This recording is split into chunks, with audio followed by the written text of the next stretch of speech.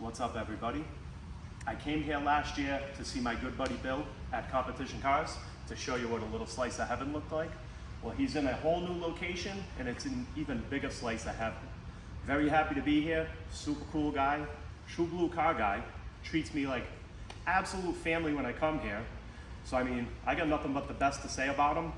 Super cool dude. If you wouldn't mind showing me what you got going on here. By the way, awesome to see you again. Dude, I'm glad you're here. So real quick, how me and David met, to a quick funny story, and we can kind of walk around and look at the cars. Mostly what's in here, you see a lot of Cadillacs. Some of these are sold, waiting for delivery. Some are getting prepped, a couple cars of mine. So here's how me and David met, what, maybe 2.5 years ago? It was about that. We were in the internet. Right, so I made a video yesterday talking about these guys on the internet, how they troll, and it kind of gets annoying, gets under your skin. Absolutely. So I bought a 500-mile 78 New Yorker, and on the post that the guy was selling it, everyone was beating him up. There's no way that's 500 miles. The odometer's not right. You know, the car has this, it's that. And David and I both were the first ones to kind of step up and go, hey guys, let's use common sense. The guy just put a set of tires on. The tires that were on the car have 100% tread. They're in the trunk of the car. Look at the pedals, look at this. So there was everything pointed to the right miles. So that's how he and I kind of met. It was kind of we started going back and forth right, about and that. defending that car. I wound up buying the car. David sees me with the car. We just started talking about the car and became friends. And then we stayed in touch, got to know each other through all the car groups. Came here last year. Yes, sir. Actually, I came to Rhode Island first. There's a video on that on our YouTube channel. I came to Rhode Island first to look at 4 cars. Another friend of mine, Alan, up there, that's right in David's backyard, sold me 3 Lincolns and a Caddy. It was a It was a you had the Wedgwood blue. Wedgwood blue, the red. What was that? The red and white one. What's it called? The lipstick edition, and a blue diamond edition, and a Cadillac Eldorado. Yes. And, super nice cars. All right. So 2 of those cars, the blue diamond and the red lipstick, went to Bill Fonte, which is buying this car right here. Which is an absolutely fantastic. Gorgeous. Oh my God. 60 Eldorado Barrett's. I'm in love. Yeah, it's an awesome car. Bill, great taste, man. Yeah.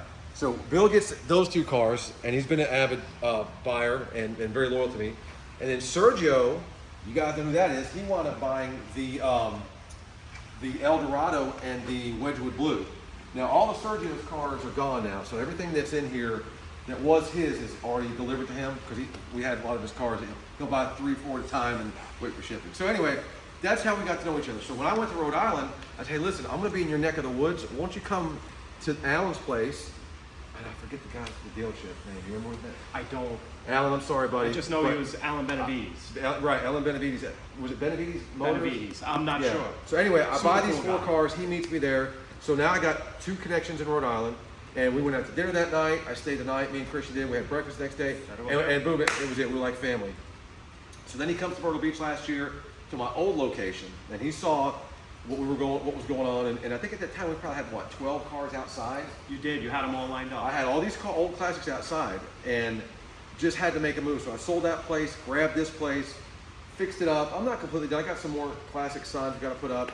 But if you look around, between the back shop, the middle shop, and the front showroom, now we can put 25 cars inside versus having customers' cars that are sold, waiting for delivery, sitting outside. Potentially they could steal hubcaps, they could steal things off the cars, they could get damaged, which fortunately I didn't have that problem, but I did have a real concern. I did not want to leave the cars outside. So David's here at the new facility. He's here for a few days. Actually, let's look at this car. And this is how, this is car guy stuff, right? So David and I always look at cars, and he'll send me cars, I'll send him cars. David finds this car. This is it's a little echo in here, so I'm gonna stand back here. This is a 97 Malibu Cruiser. It was a GM concept car, and it was showcased, I think in 2001 at SEMA from GM. So GM built this car. We'll go into detail later, but just basically David found this car. He's like, it's a cool car, you know, thinking about buying it, or maybe you should buy it. So we decided, he goes, you know what, I've got a week's vacation. Why don't we buy it together? We'll send it down there. Then when it gets there, we'll work on it together, have some, time just bonding, hanging out, whatever. So we're in this car together, and this is going to go and bring a trailer probably in the next week or 2. So that's what car guys do, man. You become friends, you bond, and he's always on there, lifting my posts up, I lift his posts up, and we work off each other. I've learned a lot from him. I think he's learned a little bit from me. Absolutely. So That's this is the new place. I know you guys most of you seen it, but yeah, so that's what we're doing. And I do have to give a shout out to Sergio. Just a little bit of a. Hopefully Sergio don't mind me telling. So Sergio, another great client, we've become good friends. Sergio's come here before also. The cherry picker, Sergio. Yeah, it's Love you, buddy. Sergio, the cherry picker. So Sergio comes here, and I know he's a big Elvis fan, and you guys saw the little get together we put together. I had some Elvis impersonators here.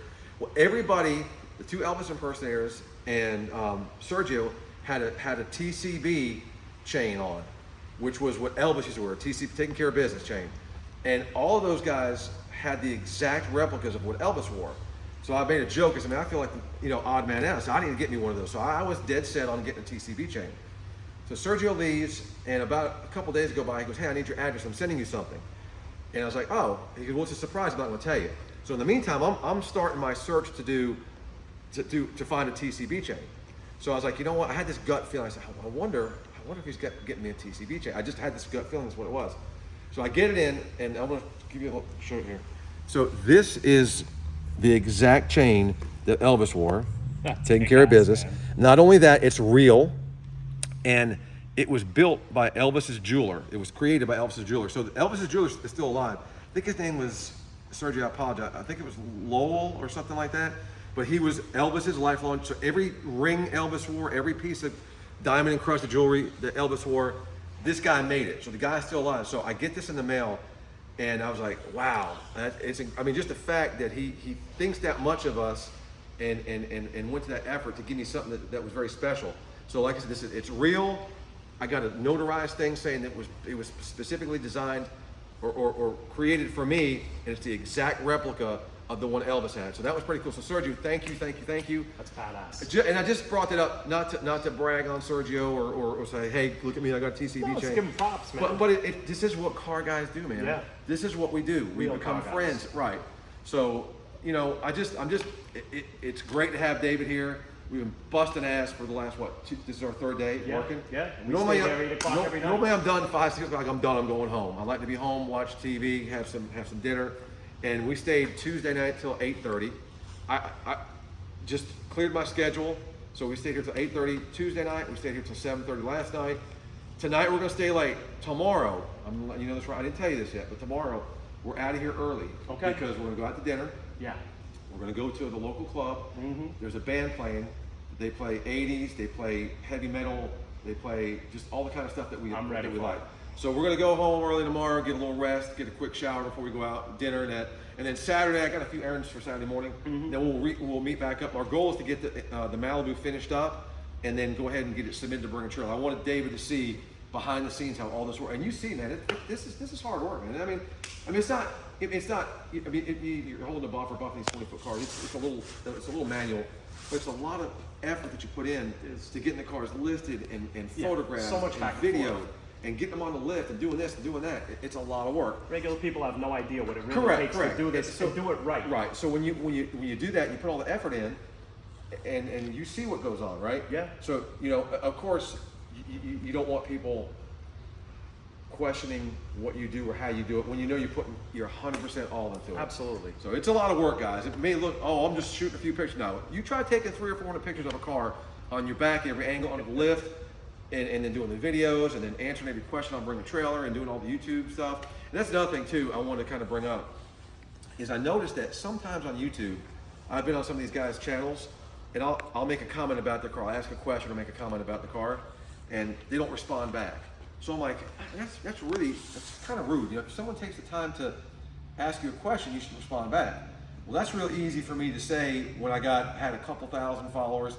Now we're up to 8,500 followers. These guys that aren't responding have 100,000 followers, 50,000 followers, 500,000 followers. I guess it makes a little more sense when you can't answer anybody. So now I'm spending a lot of time, and because I'm very particular about making sure that everybody that reaches out to me feels included, even if it's a negative comment, positive comment, or just, hey, beautiful car.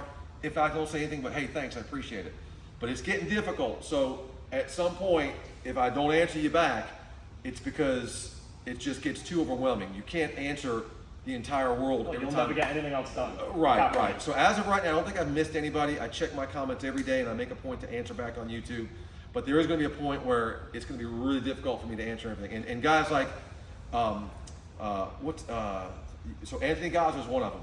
Dude's got a hell of a following. He's a big Cadillac guy. Awesome guy. And I've asked him questions on his comment, and I got no response. I'm like, well, what's this about? I mean, answer me. But you wouldn't met Anthony, and he's a down to earth guy. Sergio knows Anthony. Super He's a nice down to guy. earth. So it's not always don't prejudge someone just because they didn't answer you a certain way. Because I know he's got to be as busy or busier than I am, and it's just hard to answer everybody back. And there's all these classic car guys that have these tons of followers, and I'm like, I get it now. Yeah, I mean, so if you reach out to him, he's there for you. Yeah. But on all the platforms, he's there, but not the way that you are. Right, and again, there's only so much time in the day. There's only so much you can do. So yeah, I just became friends with him as well, and we have a lot of stuff in common, clients and the type of cars we like. So anyway, just want to get all that out, kind of tell everybody. But I really appreciate David being here, and I appreciate him thinking about me and him and us doing a project together to bring a trailer. So hopefully the car does great. I hope so. If it doesn't, here's our motto. We paid what we paid for the car. We're in it together. If we make money, fine. If we lose money, fine. If we break even, that's fine. Yeah. But again, it's a chance for him to come in, hang out with me, and he's helped me with some of my other cars too. So we're working on that. I'm getting a helping hand with some other cars. So it's been a good time. It's been fun. But it's just I wouldn't trade this for anything, man. So me neither, man. Yeah, I mean, we made some good friends in the hobby. Yeah. And it's a nice small circle of great people. It is. From different parts of the country. Yeah. And that's the cool thing about the internet and the people that we've met so far. We know each other. We respect each other. Right. We like each other's stuff. Yeah. We're into each other's stuff. Yeah. And for me, that's the biggest thing as far as keeping the hobby good. Right. Man. And everybody on YouTube, man, I really appreciate all your loyalty, guys. I mean, there's a lot of guys that, if I put a post up, every time they're there to comment.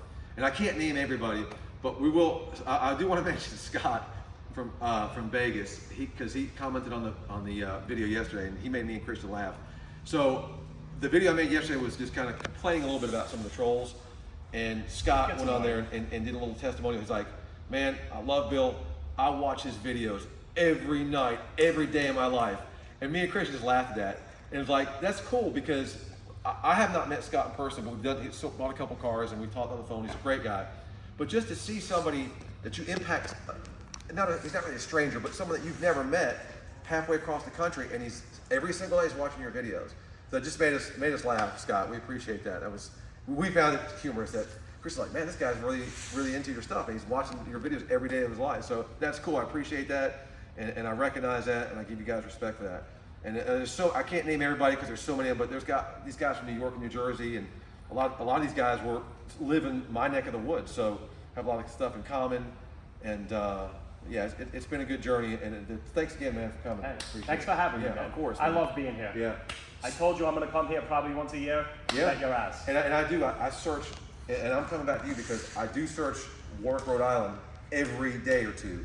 There just hasn't been enough cars. Yeah, no, there's not. I'm coming back every day over there. I'm coming back, no doubt. You know what? And us breaking bread that night in Federal Hill really cemented our friendship. Yeah, it did. And you know what? We're just true blue car guys that love the same shit. Yeah, for sure. We're like-minded people. We're straight up people. Right. So that's why we get along, man. Right. Sorry, what are we at? 12, 15 minutes now with this video? 13. How many? It's 13. long. Sorry, guys. It's a little bit long, but hopefully you stuck with it and you enjoyed it and you got a laugh or got a little more knowledge about how things work.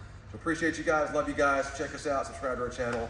And again, David, thanks again, man. You are the man. Thank you. All right. Appreciate it. Love Thanks, being here, Christian, buddy. for Love being showing the here. video. All right. Bye.